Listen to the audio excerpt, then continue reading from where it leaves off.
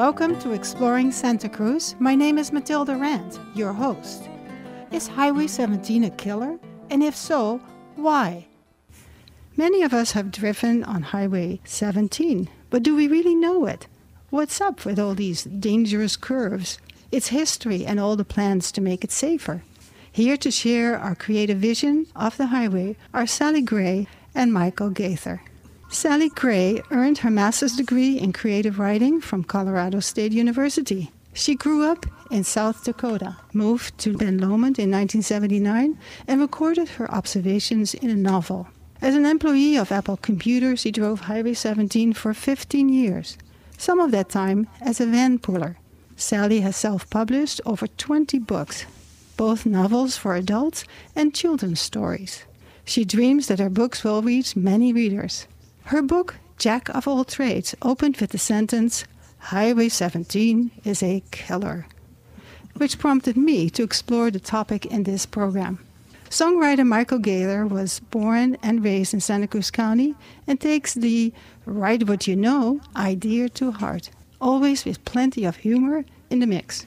He turned to songwriting after a background in journalism, and he also escaped a narrow brush with stand-up comedy. And I'm sure he's going to tell us about that. Michael became intimately familiar with Highway 17 while commuting to San Jose State and in the decades that followed when he drove the hill to various high-tech jobs. When first starting to write songs, he said, "Well, if I can't write about this, I may as well not even try." Highway 17 was his first original song. He's since released 5 CDs of self-penned material and is a DJ for KPIG Radio. He currently performs regularly, of course outdoors, safely distanced, at El Vaquero Winery in Corralitos, both solo and with a band. Welcome, Sally, and welcome, Michael. Thank you. Thanks for having me, too. Sally, let's start with you, telling us why you made Highway 17 a character in your book, Jack of All Trades, and maybe read the section in the book. Okay, thanks for having me. I wrote this book in 1982. That was after we had moved over here. We had some harrowing trips over the hill, and I wanted to record my impressions of the trips and also the area. I really wanted to do some research, but it wasn't possible at the time. And I know, Mathilde, you found that wonderful book about Highway 17 that's just all chock full of facts. Well, they weren't available when I wrote my book, so I had to wing some things. The main characters in my book, Jack, is an ex-Catholic priest, his wife, Pokey, and their daughter, Chastity. And when the book begins, they're on their way over Highway 17. And here's a little section. Highway 17 is a killer. California Highway 17 between San Jose and Santa Cruz is a scary road. Each year, this 26-mile stretch of winding blacktop kills travelers and maims hundreds more. Many of the dead and wounded are tourists or hot rod teenagers. Others are frustrated Silicon Valley workers driving home to their hideaways by the beach or in the redwoods. Highway 17 South is the valley's road to fun and sun by the sea. Highway 17 North is the bedroom commuter's pathway to employment and wealth. In a small Santa Cruz electronics firm, the same position pays 1/3 to half less than its Santa Clara counterpart. Driving Highway 17, spending 2 or more hours in neck-clenching combat, why, it's a small price to pay for all that extra cash. From San Jose or Santa Cruz, Highway 17 begins innocently enough. First-time drivers may scoff as they whiz past signs posted, "Winding road, next 8 miles, please drive carefully." Winding road is euphemistic. As the road begins to climb into the Santa Cruz Mountains, Highway 17 becomes a 4-lane racetrack divided by a 3-foot concrete barrier. 17's corners are banked to be driven by professional racers in precision Porsches. These curves were never engineered for the reflexes of drunken teens or mothers in weak-springed, child-laden Rambler station wagons. And then a few pages on, but there is a hero on Highway 17, the Road Ranger. On one of our rare trips, we passed the Road Ranger. Jack was driving, cautiously sliding the van into the passing lane and creeping alongside the white El Camino pickup. I was impressed. Jack rarely passed anyone on our drives over the hill. I was the one who read the slogan on the El Camino's door. The Road Ranger was traveling at a sedate 35 miles an hour, which was the only reason Jack was able to pass him. I wonder what he does, I asked. What who does? Jack mumbled, eyes locked on the road, neck buzzing with tension. The Road Ranger. Remember the white El Camino you just passed? Peering into the rearview mirror for a chance to get back into the safe lane, Jack nodded. It said the Road Ranger on his door. Who knows? Maybe he thinks he's Hopalong Cassidy. On another trip, we passed the Road Ranger a second time. The white El Camino had pulled off behind a green Pontiac. The Pontiac's hood was open, smoke pouring out. Further trips revealed the Road Ranger spent a lot of time pulled off on the scant shoulder of Highway 17, with less than 2 inches of safety between the ruthless traffic and the fender of his noble white steed. Then came the fateful journey homeward when we broke down near the summit. Luckily, this happened near the end of rush hour. Half an hour later, Jack summoned the courage necessary to open the passenger door and squirm along the hillside to lift the van's engine cover. I was right. It's the fan belt. And the spare belt's back home, isn't it? Please don't say I told you so. Chastity wriggled in her car seat. Road Ranger, she gurgled. Jack stood on his tiptoes. What did she say? Our magic child said maybe the Road Ranger will come to our rescue. 5 minutes later, the white El Camino slid up behind us on the narrow shoulder of Highway 17 near the summit. That sounds interesting. Now tell me, did there actually ever exist a Road Ranger? We passed him many times. I never talked to him, and I never could find out who he is. So I made up a name for him in the book. And you call him Road Ranger? I make up a lot of stuff. Yes. Do you know anything about that, Michael? Have you ever seen the Road Ranger? I can vouch for her. I'm way back, a long time ago, many years ago, decades, I remember seeing him. And yes, he was a real person. He actually stopped and helped people. And I think, I'm going to give a plug to a place I like, but if you go to Still Bonnet Brewing in Scotts Valley, I think either on the back wall or in one of the restrooms, there's a big newspaper article about the Road Ranger. Yeah, he was a real person. He actually drove 17 and helped people. That's fantastic. So tell me, what prompted you to write a song about Highway 17? Well, I was commuting every day at that point. This is almost 20 years ago, not quite. But I had time to like take in the road firsthand, like a lot of people did. And I was always a music fan. I started playing out, and learning my Tom Petty and Neil Young covers, like everybody does, at least in my realm. And I wanted to start writing. And I really said, I should be able to write about this. I'm spending hours a day on this road, so I came up with the song, and then I just kind of kept writing. So, and there was, as anybody who's driven 17 knows, there's plenty of inspiration on Highway 17. Yeah. That's right. Hey, I thought maybe we'll play it. Now, I need to let you know, Michael, that you won't hear it because you're listening through a clean feed and whatever we're playing over here. But trust me, you know the song, and we're going to play it. Okay, here we go. Sure, alrighty. High-strung yuppie in an SUV hits the brakes in front of me. 6 a.m., Highway 17. Motorcycle splitting lanes. Even in the pouring rain, people ain't too bright on Highway 17.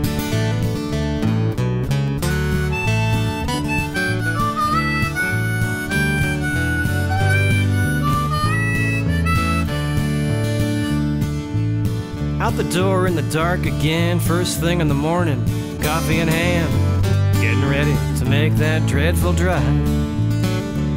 So here's this windy road on the way to work, people going too fast or they don't even look, and the rest of us wonder we'll make it back home alive.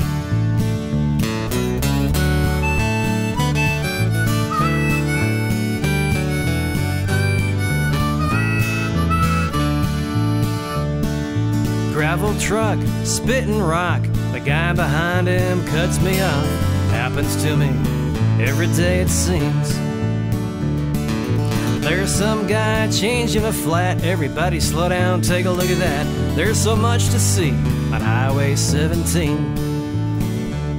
It's a perfect picture of the human race. There's a chick on the phone, some guy shaving his face. Once I saw a driver in the fast lane watching TV. We're just going to work, it shouldn't be that hard. You just keep up with traffic, look out for cars, everybody play nice, like when we were 3.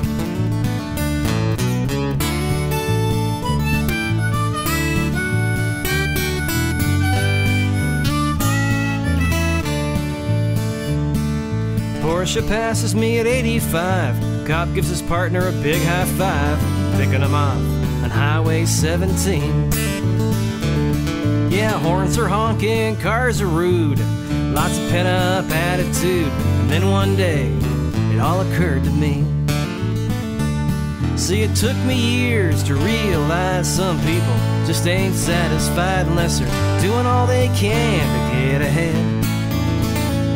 So you can drive like an idiot, I don't care. They'll still have work whenever I get there. Hurry on by, I'll take my time instead.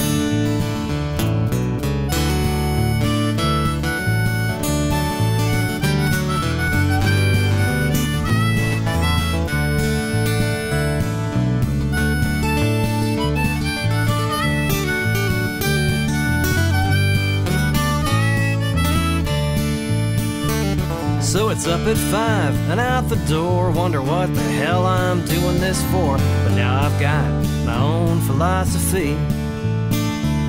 See, it ain't that hard, you let people pass. Keep your eyes on the road and stay off of my back. We'll survive Highway 17. Day after day on Highway 17. Got my life in my hands on Highway 17. Just get me home from Highway 17.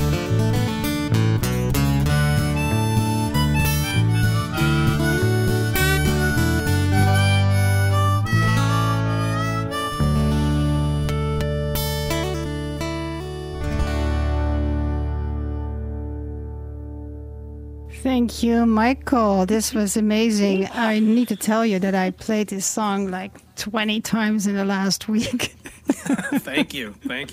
There's actually a longer version out now. When I wrote that, that was pre-cell phone, so I had to write some additional verses that kind of covered cell phones too, because people driving and being on the phone, right? Yeah, or there's the line in the new version, driving 30 in the fast lane texting, which really, it really happens. Yeah. I mean, it's amazing. Sally, do you recognize this kind of behavior that Michael is singing about? Yes, absolutely. And that's what enrages my character in the book, Jack, and he decides that he wants to put an end to Highway 17. That's funny. I got to read the book, Sally. That's great. Actually, Sally, you mentioned the book by Richard Beal that I kind of milked for a lot of information, and I want to share a little bit because you said, you got angry and you want to stop it. Well, in the mid-1960s, Harvey West, the famous Santa Cruz person, he was so upset, and you can recognize that. And he put all kinds of billboards, and he also actually, which is really funny, he put up mock wood and paper highway patrol cars. He did. And so basically his billboard said, slow down, be careful, this is dangerous. But he had to take them down because, of course, around that time, there was a ban on, and there still is, a ban on billboards along the highway. But it was very successful. And when I talked to Gary Patton by email, he remembers the fake highway patrol cars. He said one was always placed right at the road from the Vine Hill exit where he had to get off. He said, I loved them. Sometimes you could see the out-of-towners' brake lights come on right ahead of you. And he said, I'd always smile. I was in on the secret. So a lot of people knew. Harvey West had put on coffins and skeletons in day-glow red. So you can just imagine how scared people were. I didn't know any of this. I think I might. It is amazing. Now, Sally, did you see a deer jumping from the road? Was that you? I was coming home right by Lexington Reservoir, and a deer jumped from the hillside onto the middle of the road, bounced off the car that was in front of me, and jumped the barrier and went on its merry way. It's really scary. Days I've seen that happened to me on Highway 1, but yeah, that's not especially fall with the frisky males during that season. You got to watch out for the deers. Oh, this was a little doe, and she was in a hurry. Oh, yeah.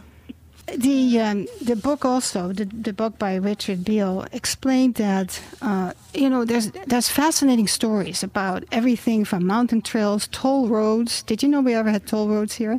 Stagecoach lines, trains and tunnels, and a hodgepodge of roads that connected Santa Clara with Santa Cruz. But on September 11, 1911, the Santa Cruz Chamber of Commerce passed a resolution because they wanted to have a county highway commission to select the best and shortest, most available route from the Santa Clara County line over the Santa Cruz Mountains via Los Gatos Canyon to Santa Cruz and then to Watsonville. A lot of bonds were passed and issued and plans were made. And then finally, in 1934, the construction of a new highway that eventually was called Highway 17 started. And it took till 1940 to open it, but it still wasn't done. It was about 20.6 miles, and it cost over $3 million in 1940, so you can imagine. Wow. And it wasn't without controversy, because they were bypassing Scotts Valley, and they were upset. And there were all kinds of complaints about dangerous exits, washouts, I think there were 2, mudslides, you name it. And then, of course, we had, in 1989, we had the earthquake. So it always is asking for improvements, which, of course, cost millions of dollars. And so today the highway is 26.37 miles, and 12.55 miles are in Santa Cruz County.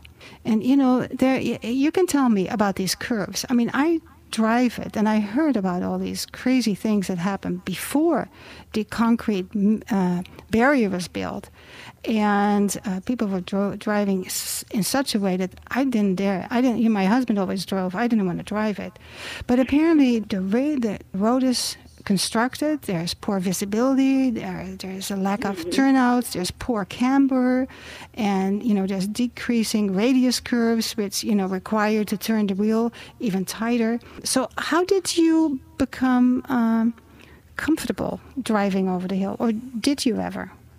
I think putting in your time, just getting used to it. Yeah, repetition for me.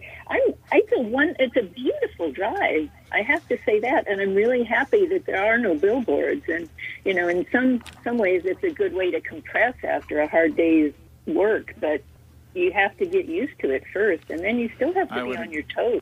Yeah, I always say it's a beautiful drive until you put 100,000 cars on it trying to get to. I mean, it's a beautiful drive. Like you go on a weekend, or you if you're going reverse commute, it's like this is really pretty. I think and the snowfall.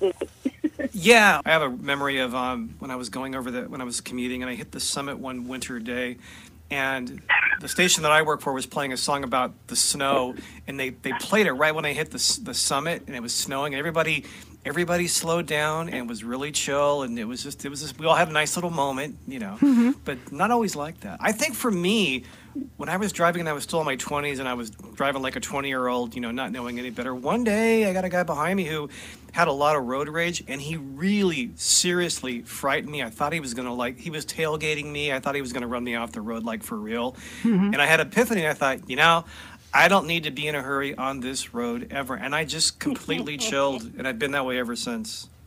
It's, that's so clear in your song. And actually, that has affected my driving. Right now, I now have an electrical car. And just that car and your song has made me drive a lot slower. My work is done. Your work is done if you have impact on other people like that. So did you at all drive the highway when there was no divider, Sally and Michael? I moved over here in 1977, and I remember there were parts with no divider. I remember them putting the divider in, and it was scary without a divider. Mm-hmm. Yeah, for me, I never did. I mean, with my parents, I remember riding over it, and not really. I was too young to drive, so I didn't really experience that. I know they weren't fond of it, and my dad was actually. That's a whole other.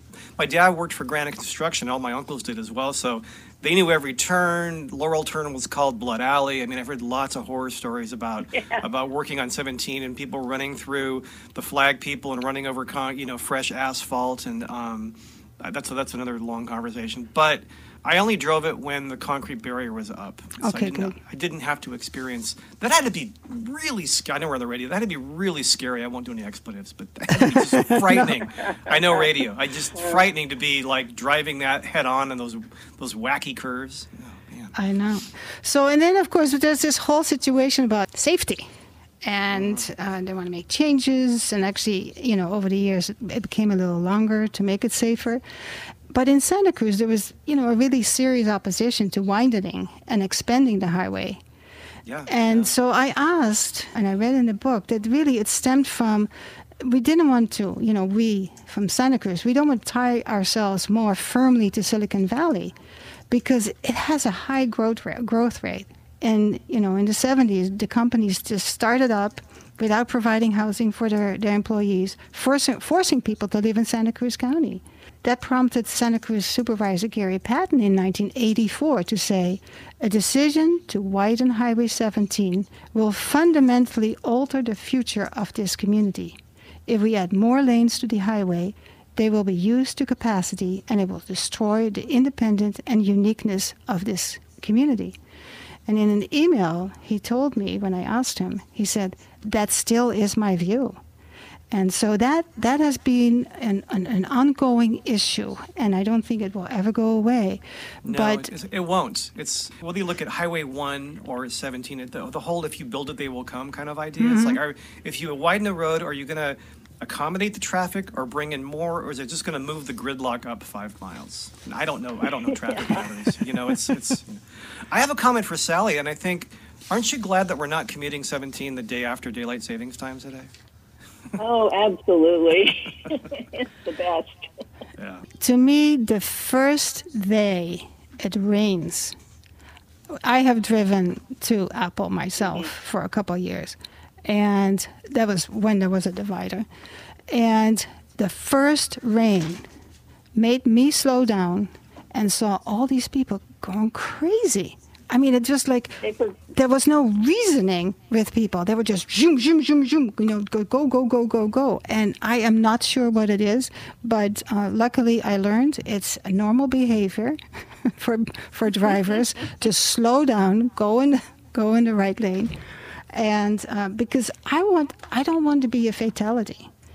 And looking at the statistics from Richard Beal's book, which is called Highway 17, the worst year, he said, that book was written in 1990. He said the worst year was in 1967 when 36 fatalities took place, fatal accidents. In 1990, when he wrote the book, it was down to 8 fatalities. And he credited it mostly to the concrete barrier. But every year there are more than 400 crashes. And then we had a big spike in 2016. And in 1990, we had a big spike for 787 crashes. And in 2016, even more, 983. And I'm not sure what happened in the beginning of 2019, because the first 2 months, in January and February, there were 228 crashes, which is more than the rest of the years, the fatalities for entire years in the future. There were 3 people killed. And if you could be weather, it could be the economy. Because I've noticed, and probably Sally too, when there was a recession and jobs, kind of wound down a little bit, driving was easier, and when the economy was better, there were more jobs. I mean, that's you have to really look at I'm not really a data person, but that's probably a factor, I would think. That's a possibility, but I'm not sure how. Obviously last year it was a little bit better because not too many people were going. Nobody traveled. But No matter what, final conclusion, Michael, Highway 17, would you drive it every day again? If I had to, I would, but I'd rather not. Sally? I haven't been over there for a year. And I like it that way. Yeah, I'm here. One of the things about 2020 is so many companies, everybody had to work at home because there was no other alternative. Mm-hmm. So I'm hoping some of that sticks when we get back to whatever normal is going to be, and it reduces some of those issues on Highway 17 because of that. I think it will. I'm kind of optimistic about that. I hope so. That's a really good thought. Yeah. It's possible. I've gotten used to Zoom. I know other people hate it, but I kind of like it. I want to thank you both, Sally and Michael, for your creative expressions of your experiences on Highway 17. Sally Gray's book is called Jack of All Trades. And Michael, how can people reach you? Best way is the website, michaelgaither.com, michaelgaither.com. The song's up there, and there's a video with a lot of Highway 17 imagery as well. And Sally, how can people reach you? They can reach me at sallygray@mac.com, or they can look for my book on Amazon. All right. Thank you both. Thanks so much. Thanks, Matilda. You've been listening to Exploring Santa Cruz, a bi-weekly program with Jean Kratzer and Matilda Rand. Today's topic was Highway 17 with my guests Sally Gray and Michael Gaither. On this blog, you will find their contact information. Until next time, this is Matilda Rand for Exploring Santa Cruz.